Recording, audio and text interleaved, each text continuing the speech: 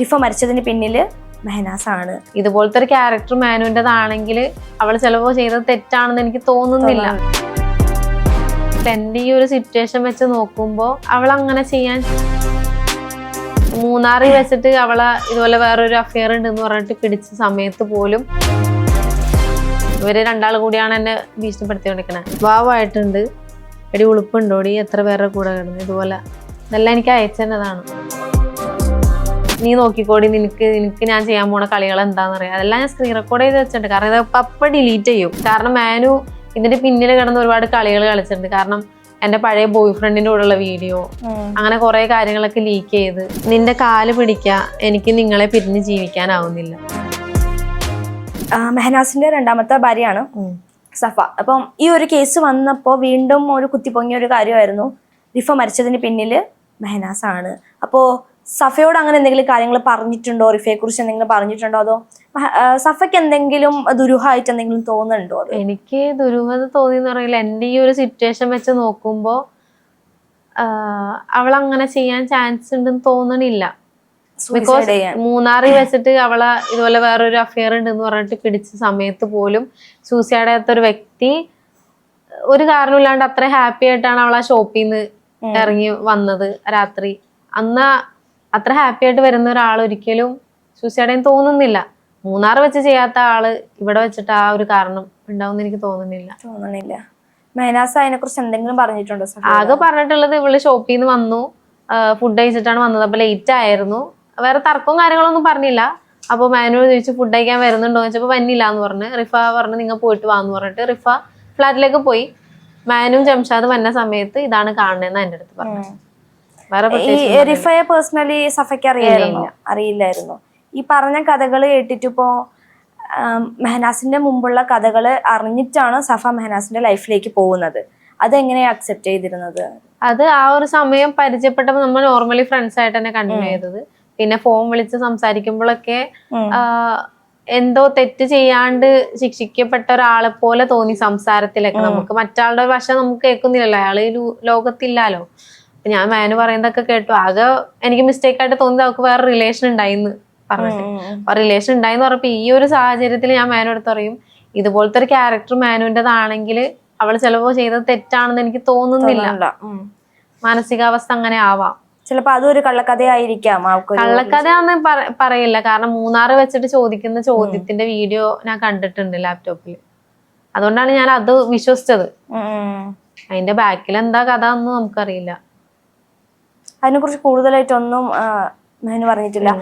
ഒരാളെ കുറിച്ച് കൂടുതലായിട്ട് അന്വേഷിക്കാതെ എങ്ങനെയാ വീട്ടുകാരായാലും വീട്ടിൽ അത്ര സമ്മതമൊന്നും ഉണ്ടായിരുന്നില്ല. പിന്നെ മാനുവിന് വീട്ടിൽ വന്നിട്ട് പിന്നെ മാനു കെട്ടണം എന്ന് പറഞ്ഞുള്ളൊരു വാശിയായിരുന്നു. പിന്നെ ആ സമയത്ത് മാനു നല്ല കെയറിങ്ങും കാര്യങ്ങളൊക്കെ ആയിരുന്നു ഫസ്റ്റ് ടൈമില്. അപ്പൊ ഞാനും ഓക്കെ ആയിരുന്നു. അങ്ങനെ വീട്ടുകാര് പറഞ്ഞ് സമ്മതിപ്പിച്ചതാ. പിന്നീട് ഈ ഒരു സിറ്റുവേഷൻ നിൽക്കുമ്പോ വീട്ടുകാർ പറയുന്നുണ്ടോ? അതെ പറഞ്ഞു, നിന്റെ അടുത്ത് അന്നേ പറഞ്ഞതല്ലേ, പിന്നെ നീ ഇവന്റെ കൂടെ പോയത് അന്നേ നമ്മ സ്വഭാവം പറഞ്ഞതല്ലേ എന്ന് പറയുന്നവരെ എപ്പോഴും ഞാൻ കേൾക്കുന്നുണ്ട്. ഇപ്പോഴും വീട്ടിൽ നിന്ന് ഇങ്ങനെ കുറ്റപ്പെടുത്തലുകളോ ഒറ്റപ്പെടുത്തലുകളോ? അങ്ങനെ ഒറ്റപ്പെടുത്തൽ ഇതുവരെ ഉണ്ടായിട്ടില്ല. ഇപ്പോഴും അവർ സപ്പോർട്ടാണ്. കേസ് കൊടുത്ത് വേണമെങ്കിൽ ഇവിടെ വന്ന് നിക്ക് എന്നൊക്കെ പറഞ്ഞു. ഞാനായിട്ട് നിക്കാത്തതാ പോയിട്ട്. ഇപ്പോൾ ഉള്ളൊരു സാഹചര്യം എങ്ങനെയാ സഫ ഒന്ന് ഹാൻഡിൽ ചെയ്യണേ? കുഴപ്പമുണ്ടോന്ന് വെച്ചാൽ കുഴപ്പമുണ്ട്, എന്നാലും ഓക്കെ ആണ്. കുട്ടിയായിട്ട് ഇടയ്ക്ക് കൊച്ചിനെ കാണുമ്പോൾ ചെറിയ വിഷമം തോന്നും. ഓക്കെ ആണ്. എന്നാലും അത്ര ഡിപ്രഷനിലേക്കൊന്നും പോകാനുള്ള സ്റ്റേജിലായിട്ടില്ല ഞാൻ. ഓക്കെ ആണ്. കാരണം മാനു ഇതിന്റെ പിന്നിൽ കിടന്ന് ഒരുപാട് കളികൾ കളിച്ചിട്ടുണ്ട്. കാരണം എന്റെ പഴയ ബോയ് ഫ്രണ്ടിന്റെ കൂടെയുള്ള വീഡിയോ, അങ്ങനെ കുറെ കാര്യങ്ങളൊക്കെ ലീക്ക് ചെയ്ത് ഫസ്മിനക്ക് അയച്ചു കൊടുത്ത് ഫസ്മിന അത് എനിക്ക് അയച്ചെന്ന് ഭീഷണിപ്പെടുത്തും. ഇതൊക്കെ ഞാൻ സോഷ്യൽ മീഡിയയിൽ ഇട്ട് കൊടുക്കും. പാർട്ടായിട്ടുണ്ട്. ഇവര് കളിക്കുന്നുണ്ട്. ഇവര് രണ്ടാൾ കൂടിയാണ് എന്നെ ഭീഷണിപ്പെടുത്തിക്കൊണ്ടിരിക്കണത്. ഈ അടുത്ത് ഞാൻ മലപ്പുറത്ത് ഷൂട്ടിന് പോയിട്ട് തിരൂര് സ്റ്റേഷനിൽ കാണുന്ന സമയത്ത് ഫസ്മിന മെസ്സേജ് അയക്കുന്നുണ്ട്, നീ കാസർഗോഡ് മാനുവിനോട് പോ. മാനു എന്നെ കാസർഗോഡ് വിളിക്കുന്നുണ്ട് നിർബന്ധിച്ച്. അപ്പൊ എനിക്ക് മനസ്സിലായി ഇവര് തമ്മിൽ അങ്ങോട്ടും കൂടെ സംസാരം ഉണ്ടെന്ന്. ഫസ്മിന എന്നെ ചൂടായി പറയാ, നീ കാസർഗോഡ് അവന്റെ കൂടെ തന്നെ പോണം, മെഹനാസിന്റെ കൂടെ നീ പോണം എന്ന് പറഞ്ഞിട്ടൊരു താക്കീതായിരുന്നു. മാനു ഇതുപോലെ നീ എന്റെ കൂടെ വരണം എന്നുള്ളൊരു രീതിയിൽ. ഞാൻ പോയില്ല. പക്ഷെ അതുപോലെ നിങ്ങളുടെ ഏതൊരു ചാറ്റും കൂടി പുറത്തു വന്നിട്ടുണ്ടായിരുന്നല്ലോ ഫസ്മിനെ ആയിട്ടുള്ള ഒരു. അതെ. അത് ഞാൻ മുന്നേ ചാറ്റ് ചെയ്ത ചാറ്റാണ്. നോർമലി മുന്നേ നല്ല കമ്പനി ആയിട്ട് തന്നെ ചാറ്റ് ഈ ചെയ്തു. ഫസ്മിനെ ഭീഷണിപ്പെടുത്തുന്നു എന്ന് പറയുന്നുണ്ടായിരുന്നില്ലേ? ഇപ്പൊ തെറി വിളിച്ചിട്ടുണ്ടായിരുന്നു, ഭീഷണിപ്പെടുത്തുന്നുണ്ടായിരുന്നു. ആ ഒരു ചാറ്റ് എന്തെങ്കിലും കയ്യിൽ കിടപ്പുണ്ടോ? ഇതാണ് ബോയ് ഫ്രണ്ടിന്റെ വീഡിയോ. സഫയും ബോയ് ഫ്രണ്ടും ആയിട്ടുള്ള വീഡിയോ വൈറലായി. ഇതെനിക്ക് അയച്ചു തന്നിട്ട് വാവായിട്ടുണ്ട്, എടി ഉളുപ്പുണ്ടോടി, എത്ര പേരുടെ കൂടെ കിടന്നു, ഇതുപോലെ ഇതെല്ലാം എനിക്ക് അയച്ചു തന്നതാണ്. ഇതൊക്കെ ഫസ്മിന സഫയ്ക്ക് അയക്കുന്ന മെസ്സേജ് ആണല്ലേ?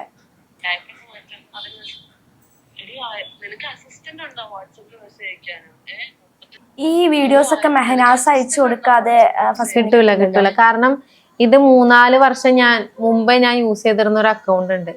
ആ അക്കൗണ്ടിൽ എന്റെ പഴയ ബോയ് ഫ്രണ്ട് ആയിട്ടുള്ള കുറച്ച് ക്ലോസ് ഫ്രണ്ട്സിലിട്ട കുറച്ച് വീഡിയോസ് ഉണ്ട്. ആ അക്കൗണ്ട് മാനുവിന്റെ നമ്പറിലാണ് ഇപ്പൊ ഉള്ളത്. അതൊക്കെ ഞാൻ തെളിവ് എടുത്തു വെച്ചിട്ടുണ്ട്. മാനുവിന്റെ നമ്പറിലാണ് ആ അക്കൗണ്ട് ഇപ്പൊ ഉള്ളത്. അപ്പൊ മാനു അറിയാണ്ട് ഒരിക്കലും ഇത് പുറത്തു പോകാൻ ചാൻസ് ഇല്ല, ഉറപ്പാണ്. അപ്പൊ അറിഞ്ഞുകൊണ്ട് തന്നെയാണ്. അതെ.